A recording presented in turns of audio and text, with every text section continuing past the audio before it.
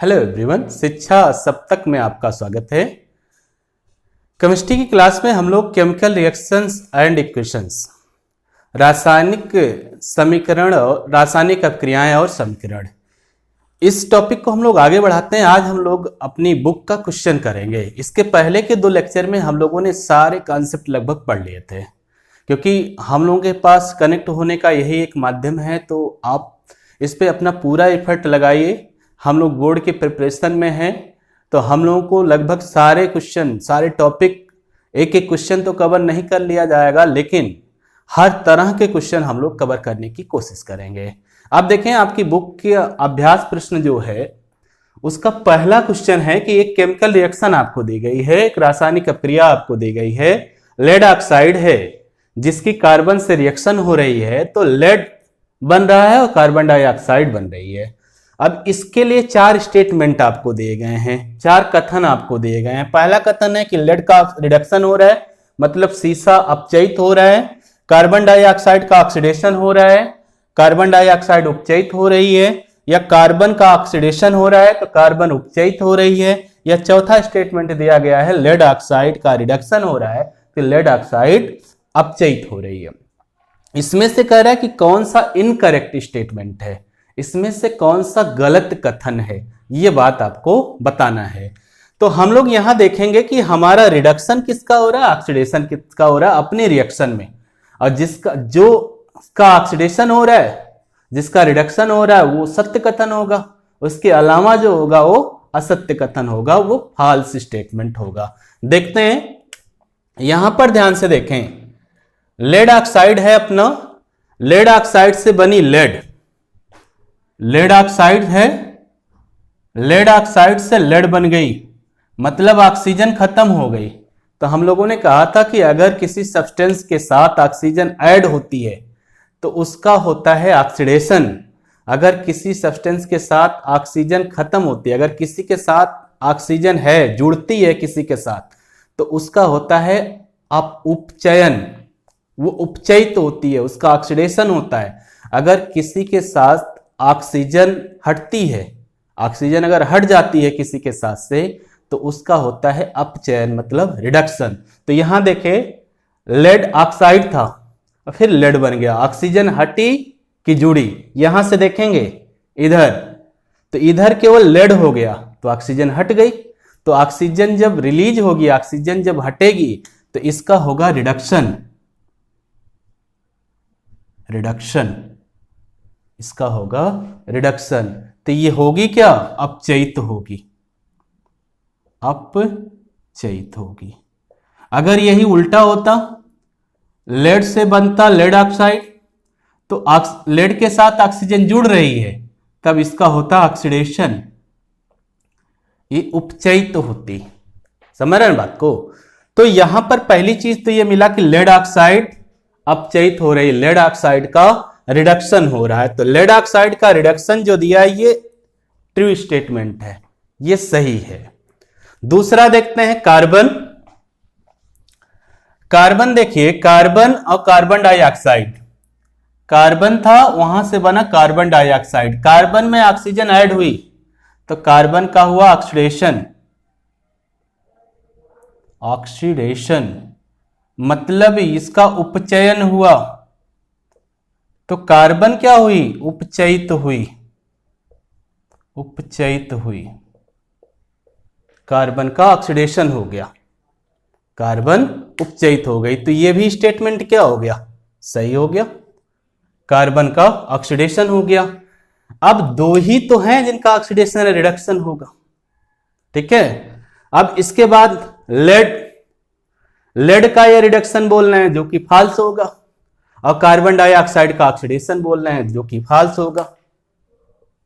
तो ये दोनों फॉल्स हो गए।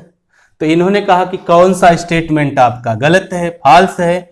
तो आप देखें कि पहला और दूसरा स्टेटमेंट हमारा फॉल्स है। तो हमारा ए और बी स्टेटमेंट जो है ये गलत है, फॉल्स है, गलत है, फॉल्स है। तो पहले का आंसर हो जाएगा, पहला और दूसरा स्टेटमेंट जो है वो गलत है, तीसरा और चौथा स्टेटमेंट जो है वो सही है।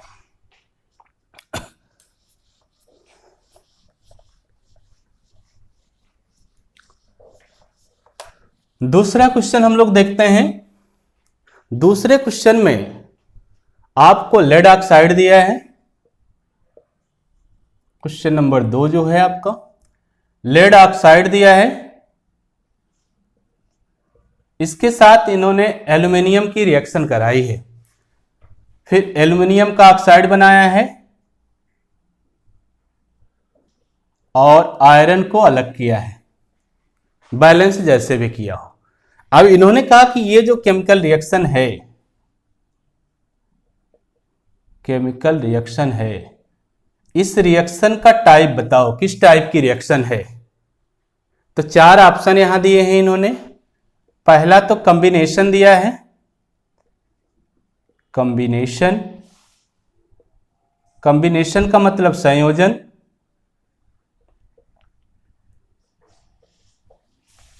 ठीक है।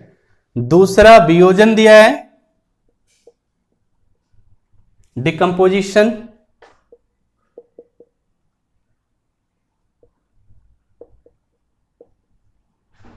वियोजन दिया है।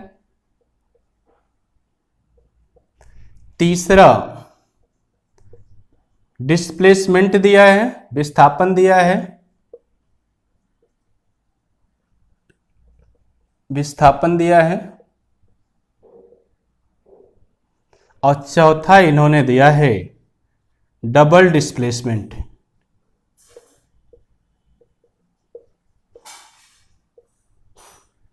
डबल डिस्प्लेसमेंट, द्विविस्थापन। तो ये 4 ऑप्शन में से हमको ये बताना है कि हमारी ये रिएक्शन किस टाइप की है, संयोजन है, वियोजन है, विस्थापन है या द्विविस्थापन है। तो इस रिएक्शन को देख के हम लोग ध्यान, अगर हम लोगों ने रिएक्शन पढ़ी है आपने, तो इस रिएक्शन को जान जाएंगे। संयोजन में क्या होता था, 2 या अधिक, 2 मिलते थे और 1 का फॉर्मेशन होता था। वियोजन में क्या होता था, 1 टूटता था 2 या अधिक में। और डिस्प्लेसमेंट में क्या होता था कि एक कोई आता था, दूसरे को हटा के उसकी जगह पे बैठ जाता था। अब डबल डिस्प्लेसमेंट में क्या होता था, आयन इधर उधर हो जाते थे, पहले का आयन दूसरे के साथ, दूसरे का आयन पहले के साथ। तो यहां पर देखो 2 मिलके 1 तो बना नहीं रहे हैं, मतलब कॉम्बिनेशन है नहीं। 1 कोई टूट नहीं रहा है, तो वियोजन भी नहीं है। फिर देखते हैं डिस्प्लेसमेंट पे आते हैं। यहां आयरन को हटाया है एल्यूमिनियम ने, देखिए आयरन को एल्यूमिनियम ने हटाया है, उसकी जगह पे खुद आ गया है और आयरन को यहां से हटा दिया है। तो ये कौन सी रिएक्शन होगी, डिस्प्लेसमेंट होगी। भरा पूरा परिवार था आयरन ऑक्साइड का, एल्युमिनियम आ गया, एल्युमिनियम ने आयरन और ऑक्सीजन में झगड़ा लगा दिया, आयरन को हटा दिया और आयरन की जगह पे खुद आ गया। तो ये रिएक्शन कैसी हो गई, विस्थापन रिएक्शन हो गई, डिस्प्लेसमेंट रिएक्शन हो गई। अगर आप रिएक्शन के टाइप को ध्यान से पढ़े होंगे तो आपको चीजें आराम से समझ में आ जाएगी। तो आपका ये रिएक्शन हो गई डिस्प्लेसमेंट रिएक्शन। तो यहां ऑप्शन आपका सही होगा कि डिस्प्लेसमेंट रिएक्शन है ये।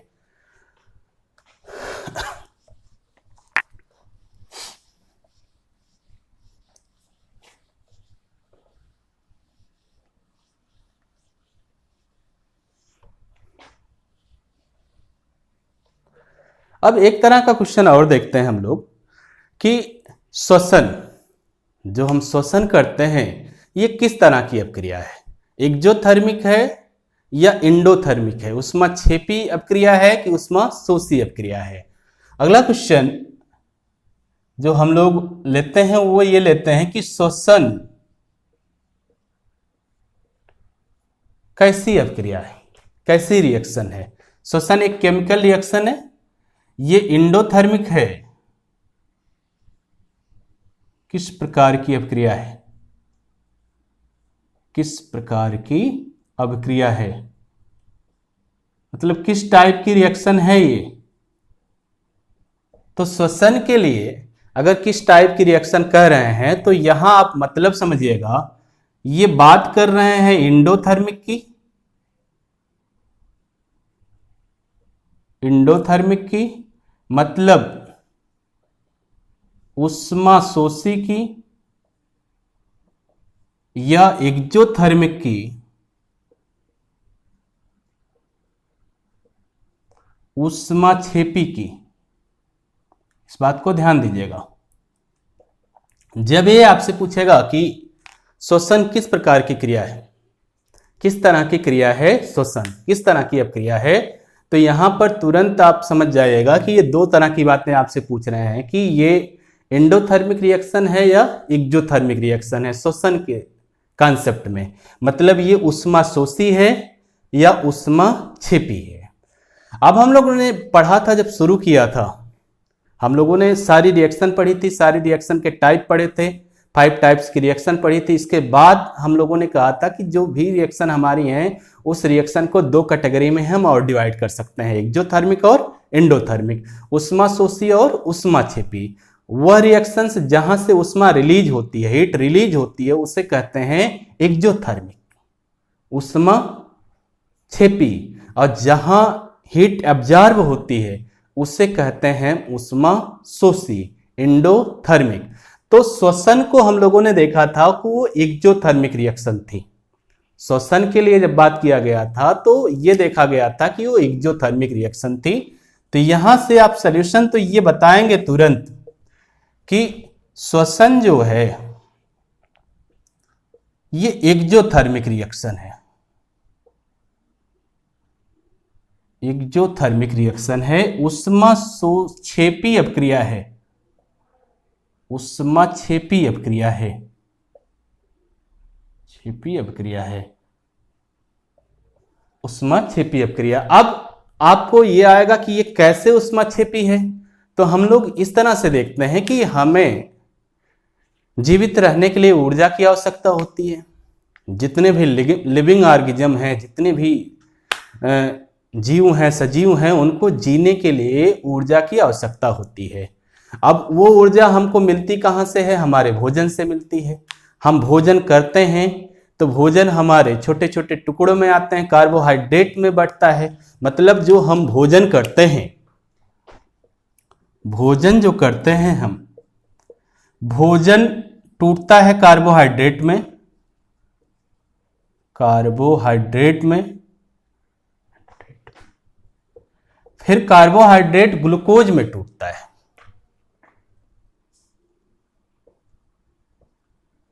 ग्लूकोज में टूटता है और यह ग्लूकोज क्या करती है? ये जो ग्लूकोज होती है, यही ग्लूकोज ऑक्सीजन से रिएक्शन करती है, ऑक्सीजन से रिएक्शन करती है, और उस ऑक्सीजन से रिएक्शन के बाद हमको एनर्जी मिलती है। इस बात को समझ लीजिए कि जब हम लोग भोजन करते हैं तो भोजन जो होता है, भोजन के छोटे छोटे टुकड़े होते हैं, फिर भोजन कार्बोहाइड्रेट में टूटता है, फिर कार्बोहाइड्रेट जो होता है वो ग्लूकोज में टूटता है, फिर ग्लूकोज क्या करता है? हमारी ब्लड में ऑक्सीजन होती है, उस ऑक्सीजन से रिएक्शन करता है ग्लूकोज। अब ब्लड की ऑक्सीजन से जब ये रिएक्शन करता है तो फिर हमको एनर्जी देता है। अब इस रिएक्शन को हम लोग देखते हैं कि ये रिएक्शन होती कैसी है। अब ये आपको समझ में आ गया, भोजन से कार्बोहाइड्रेट, कार्बोहाइड्रेट से ग्लूकोज। अब ग्लूकोज क्या हुआ? ब्लड में ऑक्सीजन थी, उस ऑक्सीजन से ग्लूकोज ने रिएक्शन किया, फिर हमको मिली क्या? एनर्जी मिली। अब देखें ग्लूकोज जो होता है,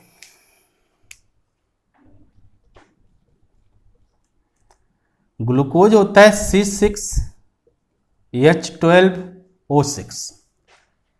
ये ग्लूकोज होता है, ये ऑक्सीजन से रिएक्शन करता है, फिर कार्बन डाइऑक्साइड देता है, वाटर और एनर्जी देता है, हमको एनर्जी मिलती है। तो ये रिएक्शन होती है श्वसन की। ठीक है, श्वसन में होगा क्या? इसको बैलेंस कर लीजिएगा, इस तरह से ये बैलेंस हो जाएगी। ठीक है, श्वसन में होगा क्या कि हमको जीवित रहने के लिए एनर्जी की आवश्यकता होगी, और वो एनर्जी हमको मिलती कहाँ से है? हमारे भोजन से है। होता क्या है एक्चुअली? भोजन छोटे छोटे टुकड़ों में टूटता है, फिर वो कार्बोहाइड्रेट बनता है, कार्बोहाइड्रेट से ग्लूकोज का फॉर्मेशन होता है, ग्लूकोज ब्लड की ऑक्सीजन से रिएक्शन करती है, ब्लड की ऑक्सीजन से वो अपक्रिया करती है, फिर हमको एनर्जी मिलती है, हमको ऊर्जा मिलती है। अब ये रिएक्शन ऐसी होती है कि ग्लूकोज और ऑक्सीजन रिएक्शन करेंगे, कार्बन डाइऑक्साइड निकलेगा, जल निकलेगा और एनर्जी रिलीज होगी।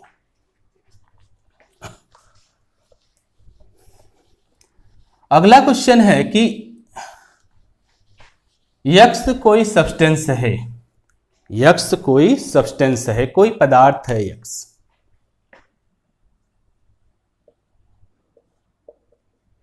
यक्स कोई सब्सटेंस है जो पुताई में काम आता है, जो सफेदी में काम आता है ना। यक्स कोई पदार्थ है, कोई सब्सटेंस है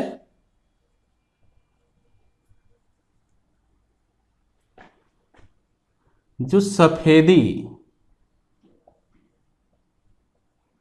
करने में प्रयोग होता है, जिसका प्रयोग सफेदी करने में होता है। ठीक है, यक्स कोई सब्सटेंस है जो सफेदी करने में काम आता है। तो आप समझ गए होंगे कि घर की सफेदी आप किससे करते हो, तो ये कहानी आपको समझ में आ रही होगी। इसमें दो क्वेश्चन ही पूछ रहा है। पहला कि यक्स का फार्मूला बताइए, फार्मूला बताइए, सूत्र बताइए, यक्स है क्या, इसका नाम बताइए और फार्मूला बताइए। दूसरा कि यक्स की वाटर के साथ रिएक्शन जल से रिएक्शन करा दीजिए, अपक्रिया करा दीजिए। यक्स की जल से अपक्रिया करा दीजिए। दो क्वेश्चन ये पूछ रहा है। अब हम लोग तुरंत समझ जाएंगे कि सफेदी करने के लिए, घर की सफेदी करने के लिए आप चूना ले आते हैं। चूना दो तरह का होता है, शुष्क चूना और बुझा चूना, ड्राई और बुझा। अब जो चूना यूज किया जाता है वो शुष्क चूना यूज किया जाता है, फिर जब हम उसके वाटर से रिएक्शन कराते हैं तब वो बुझा होता है। ठीक है, तो ये जो यक्स होगा ये यहां से आएगा कि ये तो चूना है, चूना है, लेकिन है कौन सा चूना, शुष्क। तो फिर यक्स का फार्मूला क्या हो जाएगा, शुष्क चूना को क्या कहते हो, कैल्शियम का ऑक्साइड होता है। तो यक्स का फार्मूला हो गया कैल्शियम ऑक्साइड। कैल्शियम ऑक्साइड शुष्क चूना होता है, ये आप 9th में पढ़ के आए हो। तो कैल्शियम ऑक्साइड हो गया यक्स, शुष्क चूना। अब पहला तो आंसर आपने दे दिया कि सफेदी करने के लिए जो पदार्थ आपने यूज किया वह चूना होगा। वह चूना कौन सा होगा, शुष्क चूना होगा। और शुष्क चूने का फार्मूला क्या होता है, CaO, जिसे कहते हैं कैल्शियम ऑक्साइड। अब इसकी रिएक्शन आपको करानी है वाटर के साथ, तो इसकी रिएक्शन आप वाटर के साथ करा दीजिए। कैल्शियम ऑक्साइड की रिएक्शन आप वाटर के साथ कराएंगे। तो कैल्शियम ऑक्साइड जब वाटर के साथ रिएक्शन करता है तो कैल्शियम का हाइड्रोक्साइड बनता है, कैल्शियम का हाइड्रोक्साइड बनता है। ये होता क्या है, ये शुष्क चूना होता है जो आप बाजार से खरीद के लाते हो, फिर इसको पानी में डाल देते हो। फिर क्या होता है, ये बुझा चूना होता है जिसे आप दीवार पर लगाते हो। तो फिर ये बुझा चूना हो गया, बुझा चूना हो गया कैल्शियम हाइड्रोक्साइड। तो ये आपका ये वाला क्वेश्चन हो गया कि शुष्क चूना की जब वाटर से रिएक्शन कराएंगे आप, तब आपको बनेगा बुझा चूना।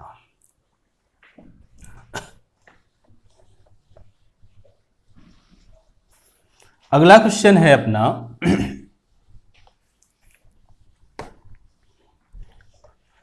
अगला क्वेश्चन है कि लोहे की कील है,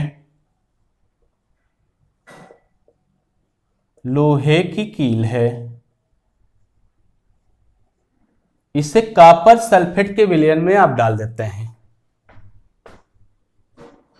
को कॉपर सल्फेट के विलयन में डाल देते हैं,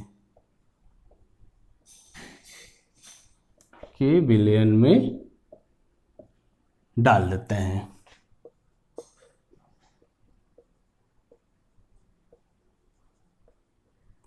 डाल देते हैं, फिर होगा क्या, किस तरह की अपक्रिया होगी, फिर किस तरह की अपक्रिया होगी। तो अपक्रिया आपको बतानी है कि अपक्रिया किस प्रकार की होगी।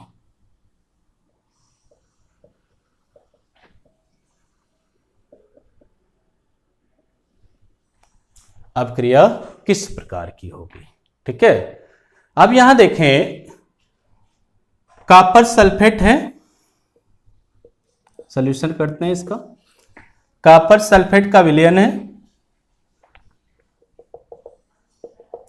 कॉपर सल्फेट का विलयन का मतलब कॉपर सल्फेट को आप वाटर में घोल दीजिए, जल में घोल दीजिए, और जैसे ही आप किसी लवण को या किसी साल्ट को जल में घोल देते हो तो उसका आयनाइजेशन फॉर्म हो जाता है। तो कॉपर सल्फेट जब आप यहां घोलोगे तो कॉपर सल्फेट का कॉपर आयन और सल्फेट आयन अलग अलग हो जाएगा, और ये कॉपर आयन क्योंकि ब्लू होता है तो ये जो आपका सॉल्यूशन होगा इसका कलर ब्लू होगा, ब्लू नीले कलर का ये विलयन होगा, नीले कलर का ये विलयन होगा।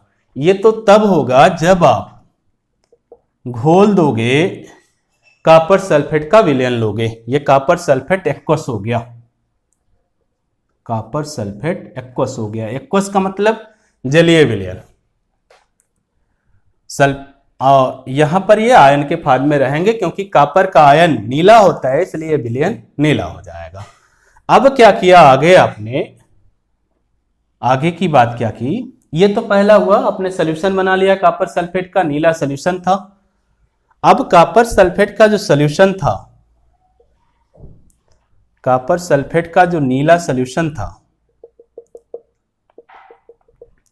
इस कॉपर सल्फेट के सॉल्यूशन में आपने ये लोहे की कील डाल दी,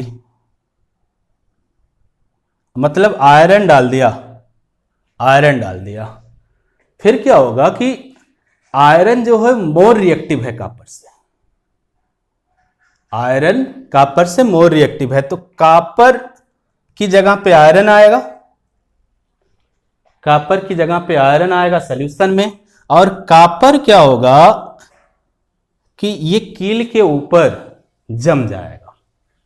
दो बातें होंगी, क्योंकि आयरन ज्यादा रिएक्टिव है, ज्यादा अभिक्रियाशील है कॉपर से, तो ये कॉपर को सॉल्यूशन से हटाएगा, कॉपर को सॉल्यूशन से हटाएगा और खुद सॉल्यूशन में आयन के फॉर्म में आएगा, और कॉपर जो होगा वो वहां जाएगा जहां से आयरन आया था, वो कील के ऊपर जम जाएगा। तो दो बातें यहां से होंगी। ये बातें आप समझ रहे हो कि क्योंकि आयरन कॉपर से ज्यादा रिएक्टिव है तो आयरन कॉपर को सॉल्यूशन से हटाएगी, विलयन से हटाएगी, और खुद विलयन में आयन के फॉर्म में आएगी, और कॉपर वहां जाएगा जहां से आयरन आई है, तो कॉपर जाएगा लोहे की कील के ऊपर। इसको मिटा दे रहा हूं। अब क्या होगा कि ये जो विलयन है ये अब कॉपर का विलयन ना होके आयरन का विलयन हो जाएगा, आयरन सल्फेट का एक्वस सॉल्यूशन हो जाएगा, और जो ये कील थी इस कील के ऊपर अब कॉपर जम जाएगा ब्राउन कलर का। अब दो चीजें हो गई कि कॉपर हो गया कील के ऊपर ब्राउन कलर का, ठीक है, ब्राउन कलर का कॉपर कील के ऊपर जमा हो गया, और सॉल्यूशन किसका बन गया, आयरन सल्फेट का, और आयरन सल्फेट का सॉल्यूशन कलरलेस होता है, तो ये जो पहले ब्लू कलर था इस सॉल्यूशन का अब ये कलरलेस हो जाएगा, कलरलेस हो जाएगा, मतलब इसका रंग नहीं रहा, है ना। अब ये कलरलेस सॉल्यूशन हो गया आयरन सल्फेट का, और कॉपर चली गई लोहे की कील के ऊपर, कॉपर अलग हो गई। ठीक, कहानी समझ में आ गई। अब देखें रिएक्शन में हम इसको कैसे लिख सकते हैं।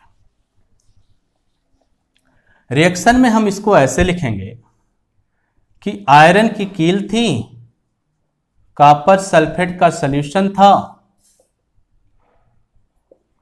आपने कहा कि आयरन ज्यादा रिएक्टिव है, ज्यादा क्रियाशील है कॉपर से, तो कॉपर को हटाएगी, कॉपर की जगह पे खुद आएगी, डिस्प्लेसमेंट रिएक्शन होगा, अपना सॉल्यूशन बनाएगी और कॉपर को अलग कर देगी, कॉपर को अलग कर देगी।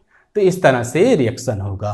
तो ये जो सॉल्यूशन था ये था ब्लू कलर का, और ये जो सॉल्यूशन होगा ये कलरलेस होगा, कलरलेस होगा।